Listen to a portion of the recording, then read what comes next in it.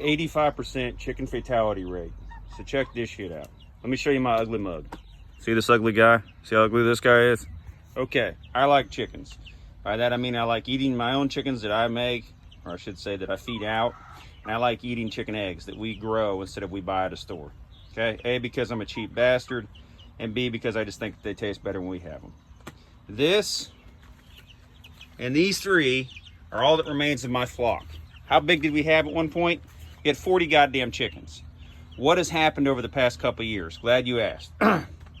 We had 10 Rhode Island Reds. And then my dogs, see those border collies? Yeah, they decided to help us. Rhode Island Reds are the alphas of chickens. They're about twice the size of that one, maybe 3 times. Had them out in the yard, no problem, everything was cool. And then we forget sometimes that some species of dogs just have a fuck it button they push one day. I walk outside, my 10 chickens are strewn across the goddamn yard. Whoops, total loss.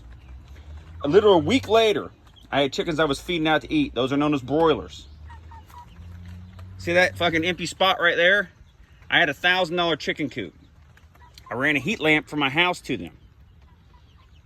What do you think happened? Chickens jumped up, knocked down the fucking heat lamp, burned my goddamn chicken coop to the ground. So now we're out 20 chickens. So I go get more. I feed these out. I get a grand total of 10.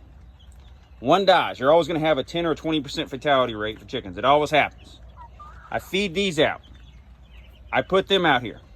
I don't have a top on it. I don't have cinder blocks around it. I come back the next morning. You know what happens? 6 are fucking dead. My whole life I've been running chickens that way. No problem. What happens? 6 are fucking dead. What had happened? Something had been tunneling under there or had been climbing up over there. I'll cut a hole in that and that'll be their winter cabins or their winter quarters. Something had jumped in here and taken out 6 chickens, drug them out in the fucking yard. I'm finding feathers everywhere, blood trails everywhere. It looked like Rambo, right? Whatever Rambo that was when he's fighting the Vietnamese and he's leaving blood trails and shit and he sets them all on fire. That's what it fucking looked like, minus being set on fire. So now we've lost 27 out of 30 chickens. That's all the ones that survive. So I get another flock. Tractor Supply fucked that up. I have to drive from where I live in northeast Kansas. Rather than delivering them there, they delivered them fucking 2.5 hours away in Concordia, Missouri, because why the hell not? I called up and I said, hey, they're going to be dead if you don't get them to me. Chickens die pretty quick when they're first born.